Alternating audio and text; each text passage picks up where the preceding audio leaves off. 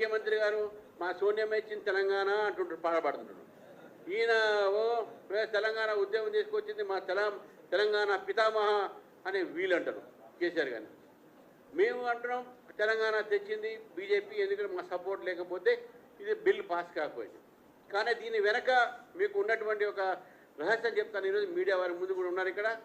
Telangana bill పెట్టే ముందు Hyderabad Telangana bar association అప్పుడు అధ్యక్షుడిగా ఉన్నటువంటి ప్రకాష్ రెడ్డి గారు, ఇప్పుడు సీనియర్ అడ్వకేట్, మన నరసింహారెడ్డి గారు chairman bar council, S Niranjan Reddy senior advocate, ఇప్పుడు రాజ్యసభ మెంబర్ అక్కడ వైసీపీ నుంచి అక్కడ అయ్యారు. మేము నలుగురం ఆ బిల్ కాపీ తీసుకొని అరుణ్ జైట్లీ గారి దగ్గరికి వెళ్ళి, అరుణ్ జైట్లీ గారి దగ్గర సార్ ఈ బిల్లు మీరు తప్పకుండా పాస్ కావాలంటే, ఎందుకంటే రూమర్స్ వెళ్ళినాయి ఆ బిల్లులో కొన్ని రుచుకులు ఉన్నాయని చెప్పేసి, అప్పుడు ప్రకాష్ రెడ్డి గారు, నిరంజన్ రెడ్డి గారు, మేము నరసింహారెడ్డి గారు, అరుణ్ జైట్లీ గారు కన్విన్స్ చేసి ఎట్లయినా రేపు బిల్లు పాస్ కావాల్సిందే సార్ అన్నాం. సరే మీరు చేస్తాను, మీరేమి భయపడకండి, ఒకసారి సుష్మా స్వరాజ్ గారిని గెలవండి అన్నారు. ఎందుకంటే సుష్మా స్వరాజ్ గారు లోక్సభ లీడర్ అండ్ అరుణ్ జైట్లీ గారు రాజ్యసభ. సో రాజ్యసభ లీడరు లోక్సభ కలవాలి కాబట్టి మేము మళ్ళీ సుష్మా స్వరాజ్ గారి దగ్గర పోయినాం.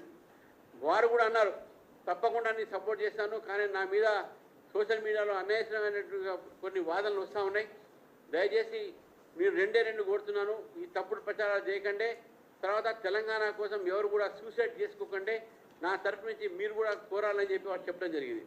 ఈ రెండు తర్వాత మళ్ళీ రాత్రి పూట 11 o'clock ప్రకాష్ జావడేకర్ దగ్గర మేము కూర్చుంటే, ఆ రోజు బోయినపల్లి వినోద్ గారు ఎంపీ అప్పుడు కరీంనగర్, తర్వాత కేశవరావు గారు ఇప్పుడు కాంగ్రెస్, ఏ పార్టీలో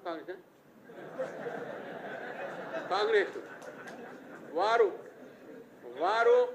ఆ రోజు ప్రకాష్ జావడేకర్ దగ్గరకు వచ్చి వారు ఈ బిల్ని ఎట్లయినా పాస్ చేయించాలి సార్, దీన్ని ఎట్లయినా లీగల్ రుజుకు చూడకండి అని అంటే, సరే అని చెప్పి ప్రకాష్ జావడేకర్ గారు దాన్ని కొన్ని మార్పులు చేసి నెక్స్ట్ డే ఆ బిల్లు పాస్ చేయడానికి పార్లమెంట్ పోయింది. ఆ బిల్లు పాస్ చేసే పార్లమెంట్లో న్యాయవాదుల వారి యొక్క పాత్ర ఉంది అని చెప్పి మీకు తెలియజేస్తున్నాను. ఇది బయట మీకు చెప్పుకోలేదు ఎవరికి, కానీ ఇంతమంది న్యాయవాదులు ఉన్నారు, మీడియా ఉంది కాబట్టి చెప్పాల్సిన అవసరం ఉన్నది. కాబట్టి తెలంగాణ తెచ్చింది ఎవరా అంటే ఇది సకల జన సమ్మెలు జరిగినటువంటి ఒక ఈ తెలంగాణ ప్రజలు కోరినటువంటి తెలంగాణ ప్రజలు తెచ్చుకున్నారు, కానీ ఒక వ్యక్తితోనే ఎవరితోనూ రాలేదనే విషయాన్ని కూడా మనం గుర్తుపెట్టుకోవాలి. ఏ విధంగా అయితే తెలంగాణ ఉద్యమంలో న్యాయవాదులు ముందుకొచ్చి ఈ యొక్క తెలంగాణ తీసుకొచ్చినామో, ఈ మిత్రులారా ఈరోజు గుర్తుపెట్టుకోవాలి. మరొక అవకాశం వచ్చింది. ఈ యొక్క తెలంగాణ ప్రభుత్వం, అది గతంలో ఉన్నట్టు బీఆర్ఎస్ ప్రభుత్వం అయితేంది, ఇప్పుడు కాంగ్రెస్ ప్రభుత్వం అయితేంది, ఈ రెండు ప్రభుత్వాలు కూడా న్యాయవాదులకు మోసం చేస్తూ ఉన్నారు, విద్యార్థులకు మోసం చేస్తూ ఉన్నారు. ఈ ఇద్దరు కూడా రైతులతో చెలగాటం ఆడుతూ ఉన్నారు.